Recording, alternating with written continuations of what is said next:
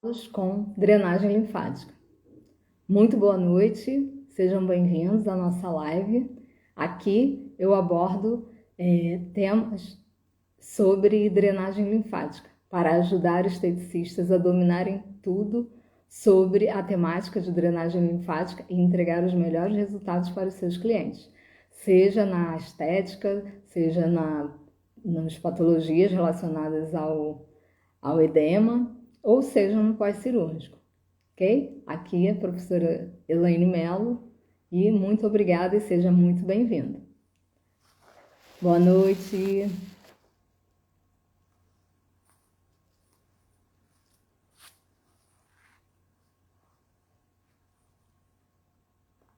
Bom, então, gente, o tema hoje, né, é esse tema aí que foi solicitado, foi pedido, né, nos nossos questionários. Não, foi pedido diretamente na live, na primeira live, se eu não me engano, né, sobre o lipedema, né? Então, nós falaremos então sobre justamente as diferenças, como nós poderemos então diferenciar, né, o lipedema de celulite.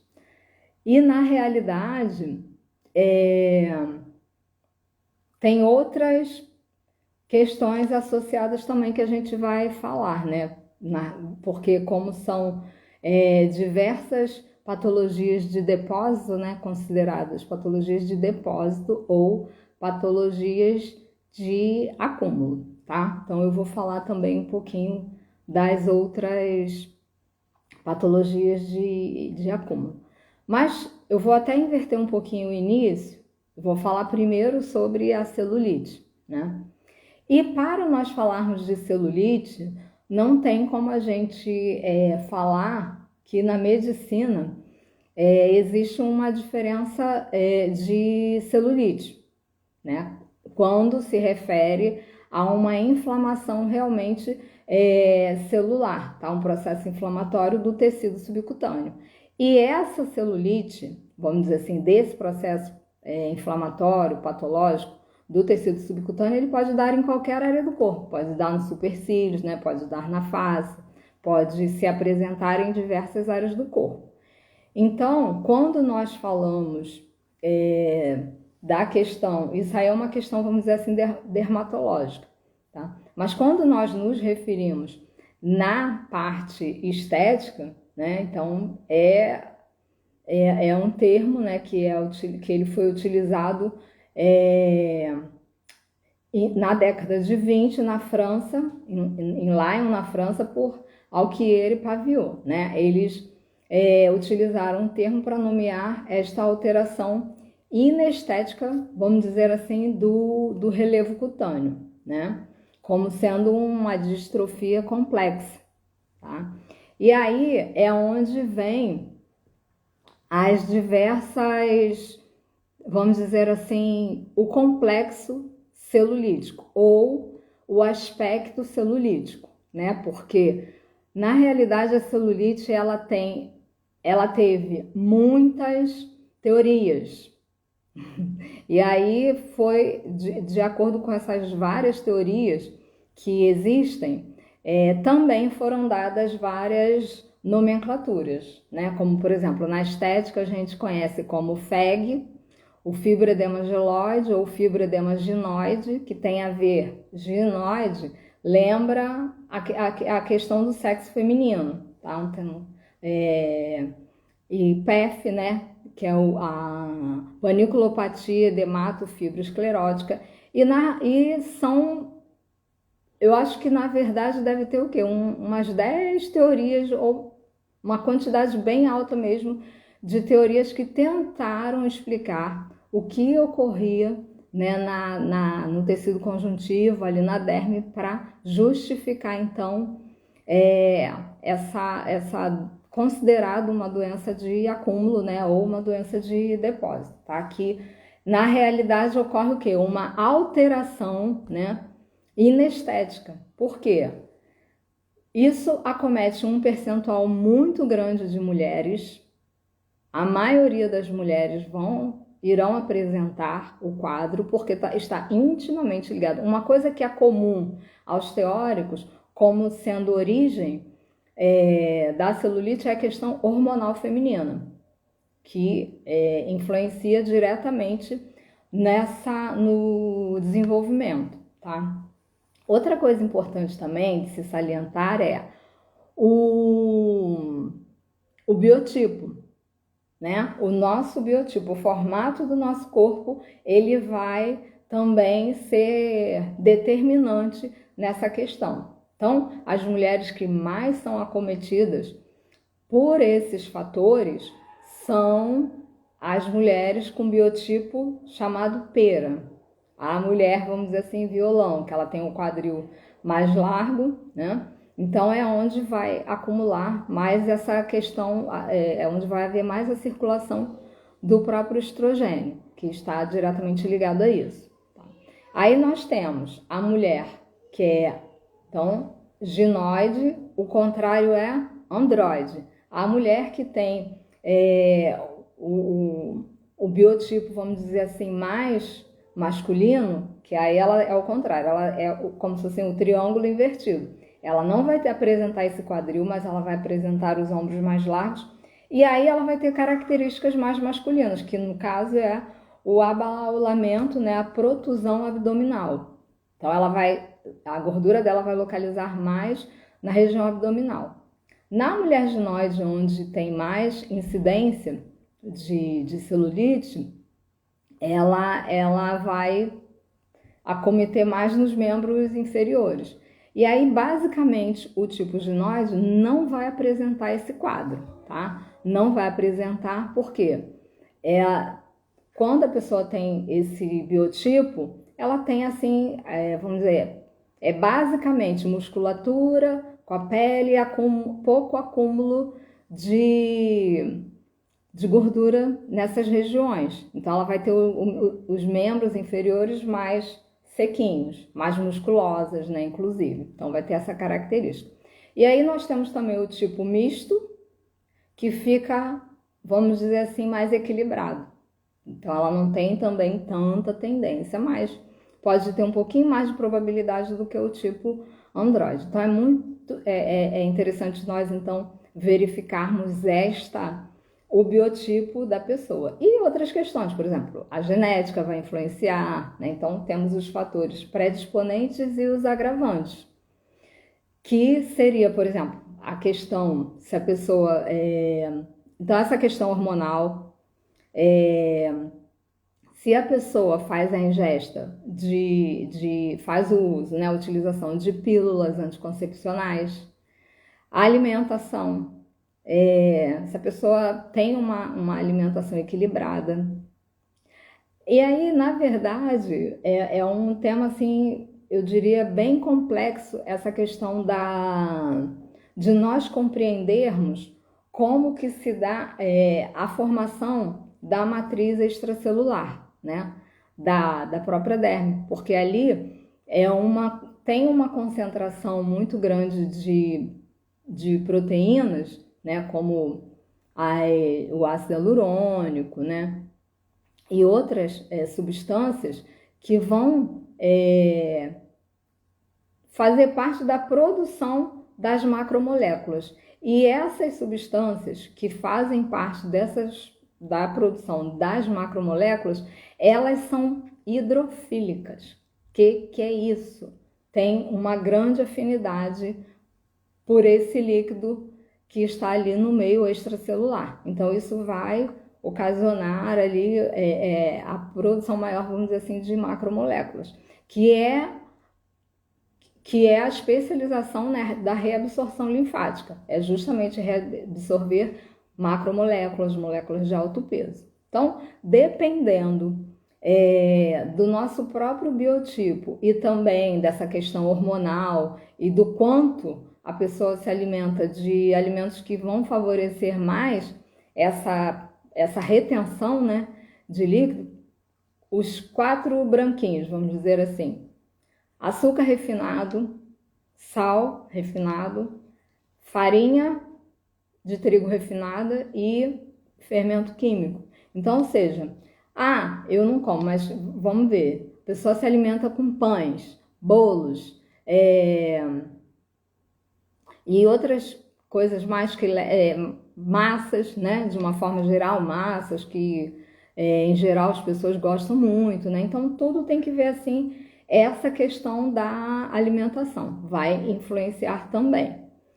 Então vamos ver, é multifatorial. A gente sabe que as origens da celulite ali então é multifatorial.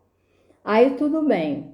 Eu, na época que eu estava fazendo a minha graduação, eu me debatia muito em falar celulite, porque aprendi que não se fala celulite por conta da questão que eu expliquei para vocês da celulite bacteriana.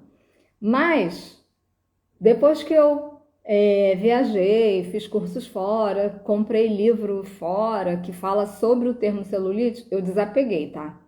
Então vamos nos ater ao contexto e não basicamente se é celulite, se é FEG, se é PEF, eu já me desapeguei desses termos completamente.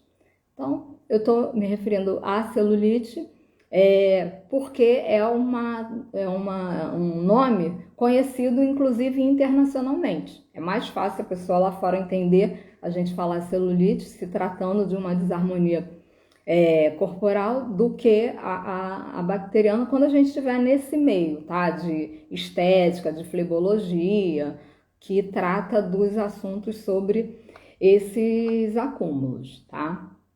Então, e outra coisa, tá? Godoy é o que eu considero hoje que tem a melhor teoria, porque ele fala exatamente sobre a questão linfática mesmo, tá? Que ele dá a nomenclatura de linfoestase regional, ou seja, uma estase exatamente por conta dessa questão que eu acabei de explicar, que essas substâncias, né, esses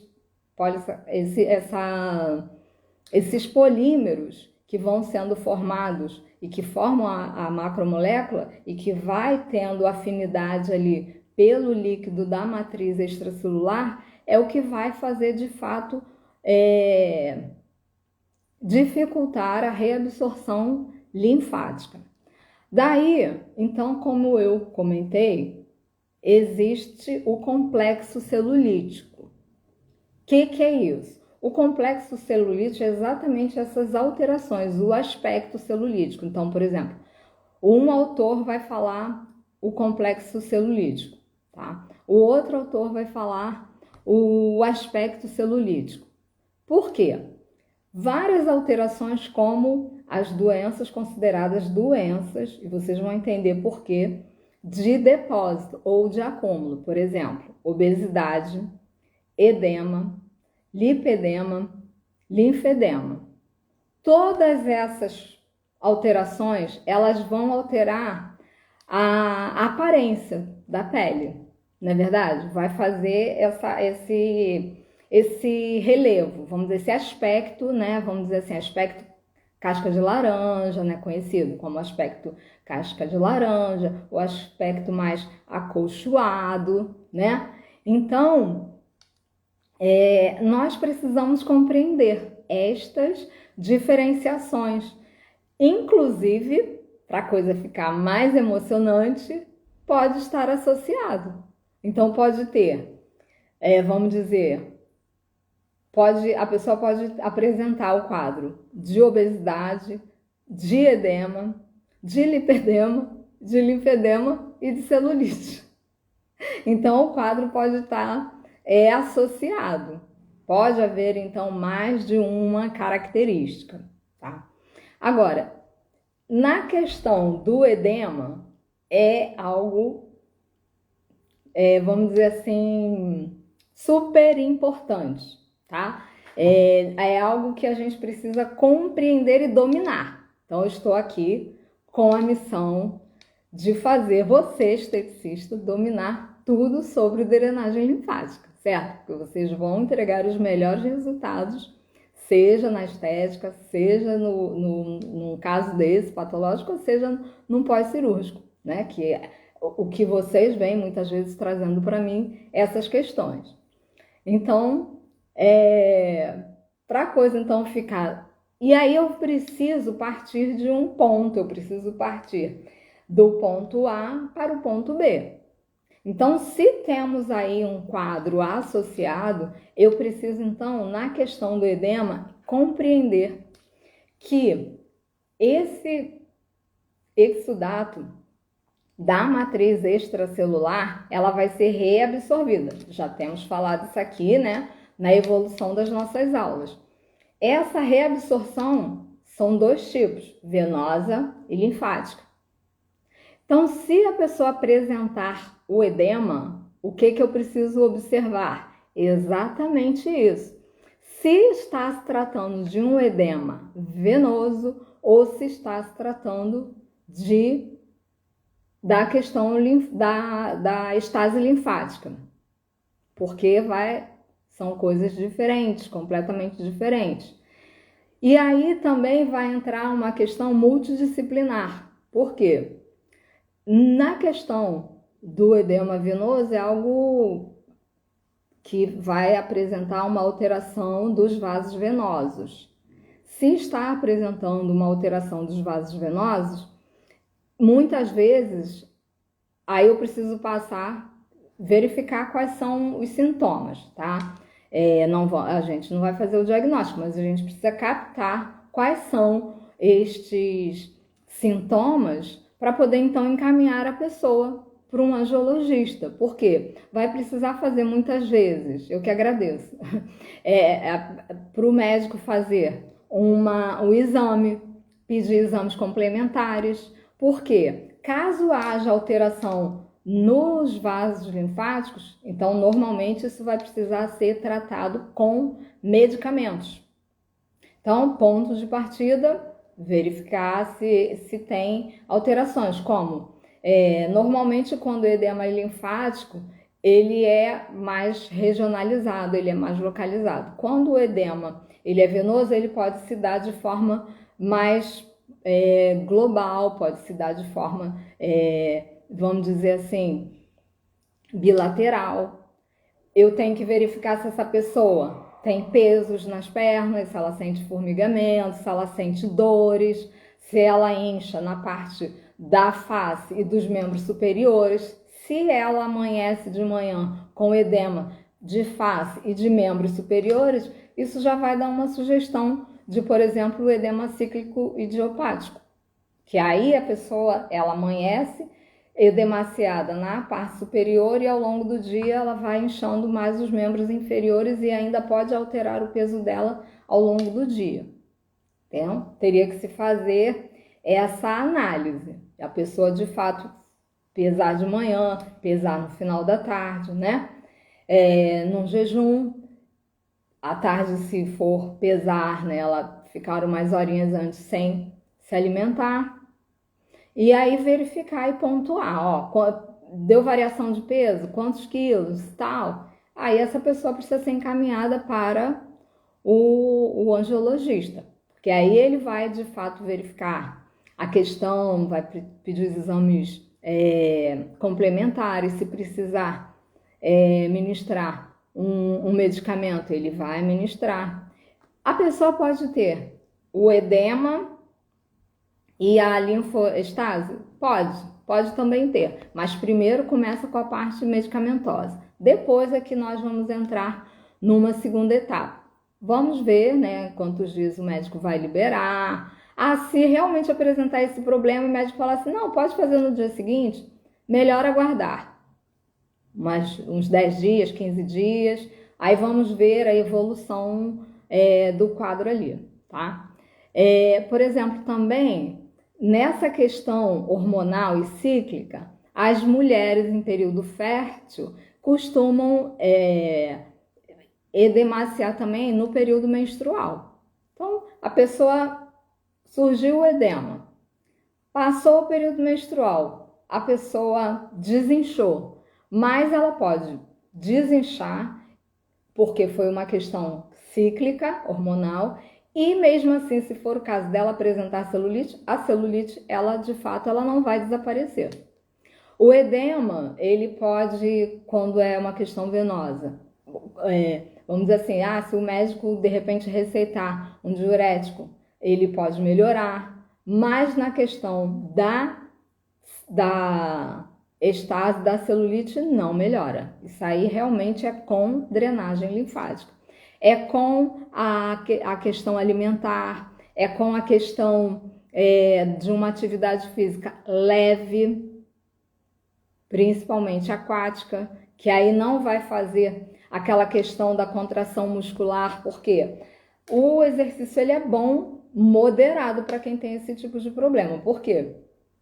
Quando a contração muscular ela ajuda na pressão hidrostática, então ela ajuda no extravasamento de plasma, então pode aumentar o acúmulo, ou seja, a atividade física é ótima, maravilhosa, ok, mas precisa ser realizada no momento certo, no período certo e numa carga correta também. Por quê?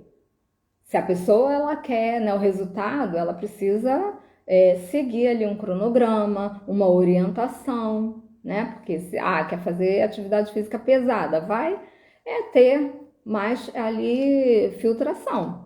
Então, mais plasma vai estar correndo ali na corrente sanguínea, tá? No meio extracelular, tá?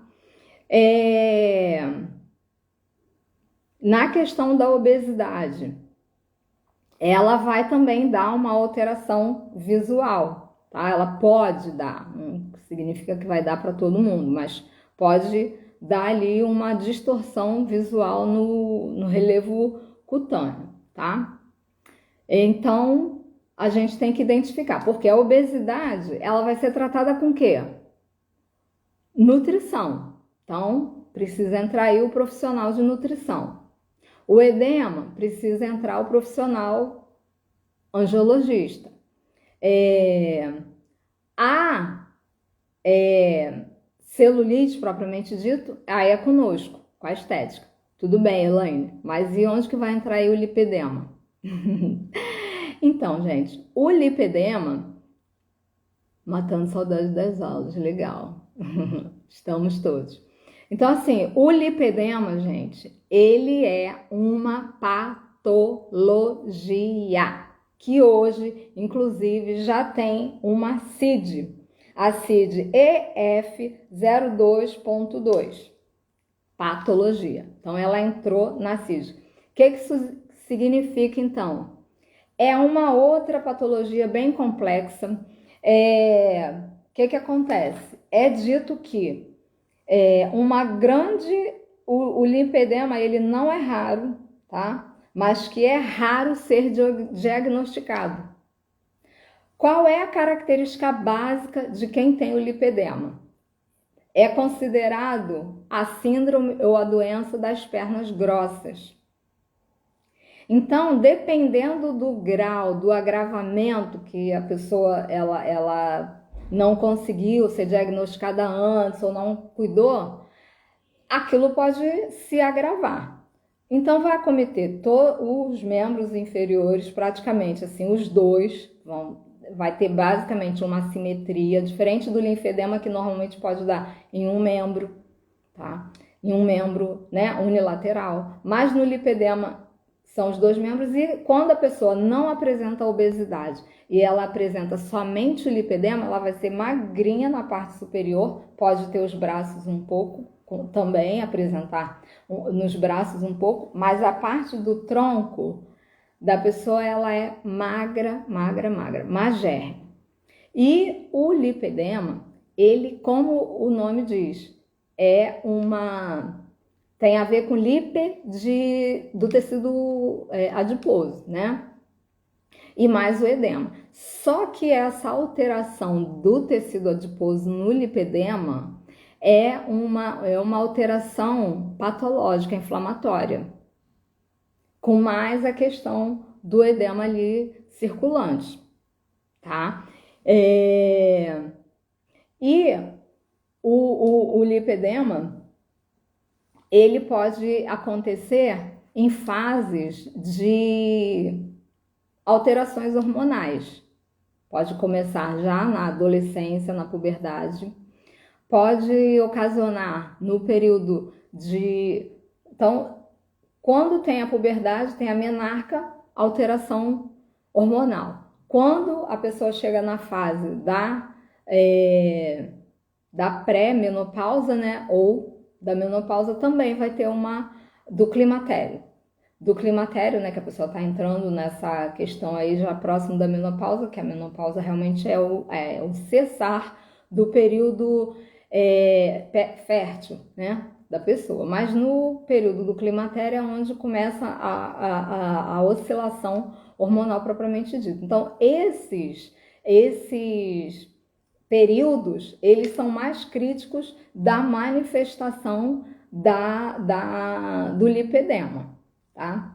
Então, o lipedema, ele é uma doença, tá? Já tem, inclusive, a CID, como eu comentei com vocês.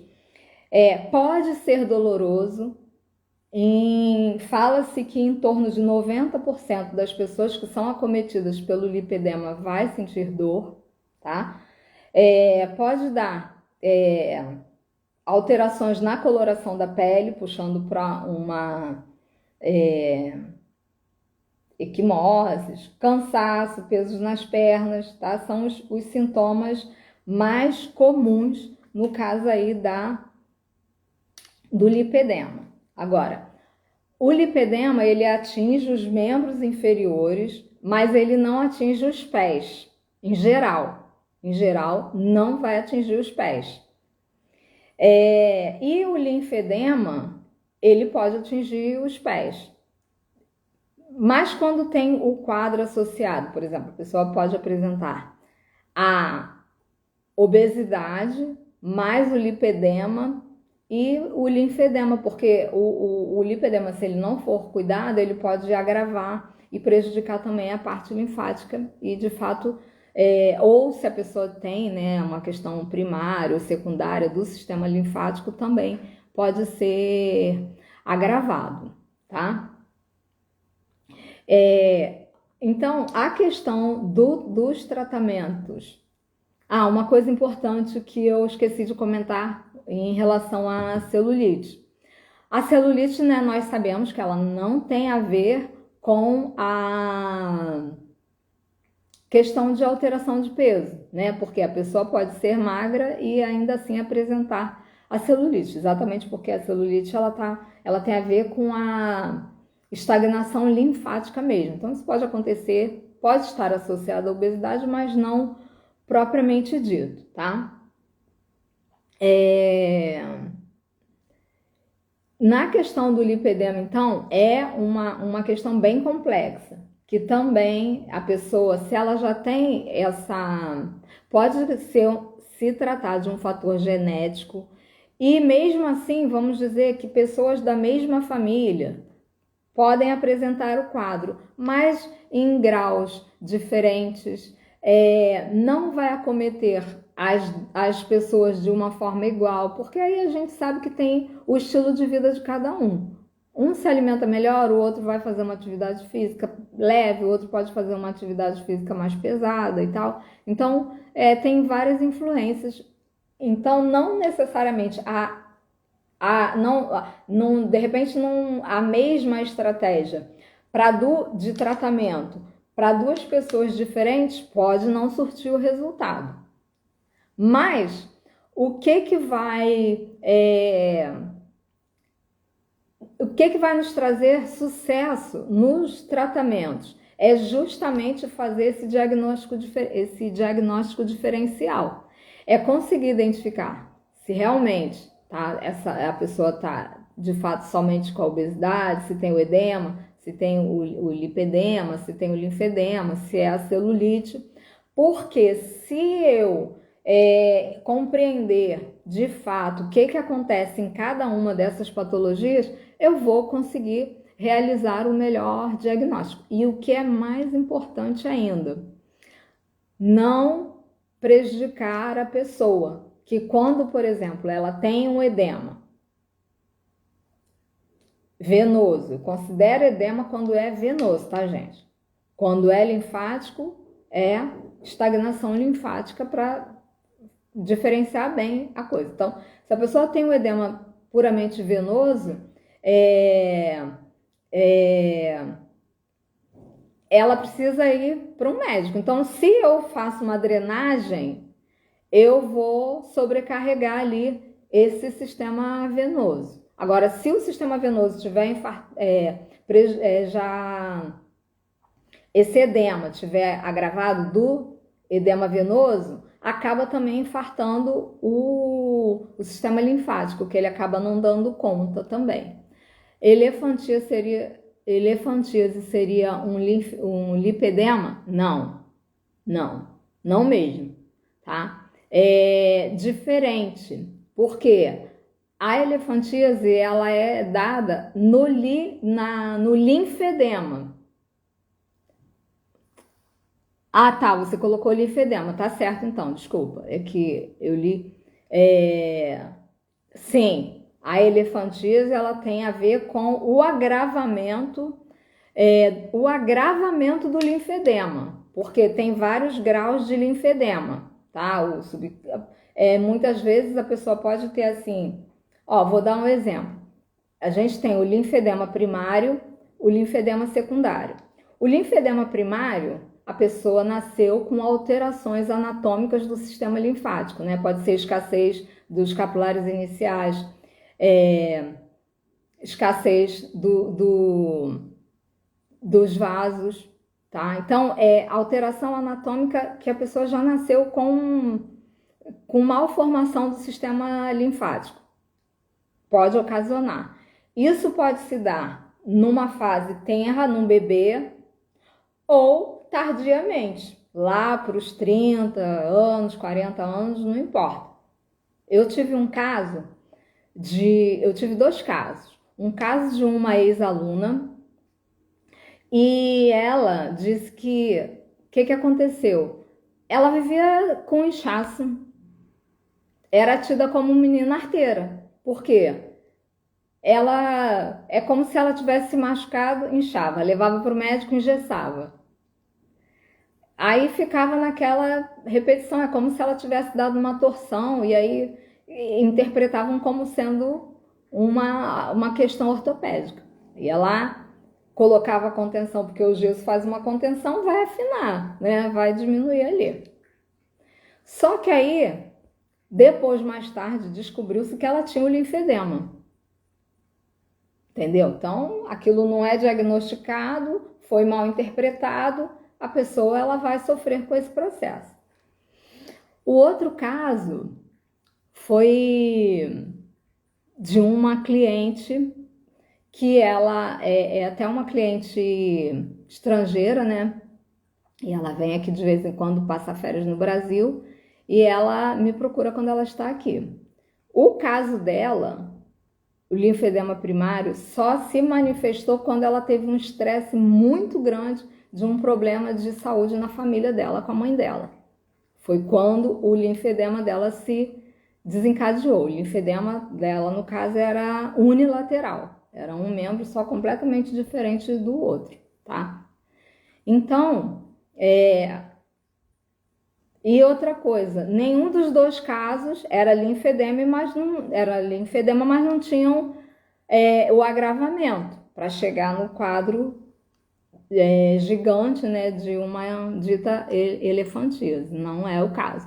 Não significa dizer que todo linfedema vai se transformar aí num caso de elefantíase. Então, por exemplo, a pessoa teve algum tipo de patologia oncológica, precisou fazer extração de linfonodos, seja na axila ou na inguinal. Então, quando o oncológico é na parte de útero e tal, pode ser que tenha que retirar o linfonodo inguinal. Não significa dizer que a pessoa, mesmo não tendo tendo extraído linfonodos, que essa pessoa vai desenvolver o caso mais grave da doença. Ela precisa tomar cuidado, assim que detecta que começa o edema, o inchaço ali, ela ir tratando, porque aí ela controla.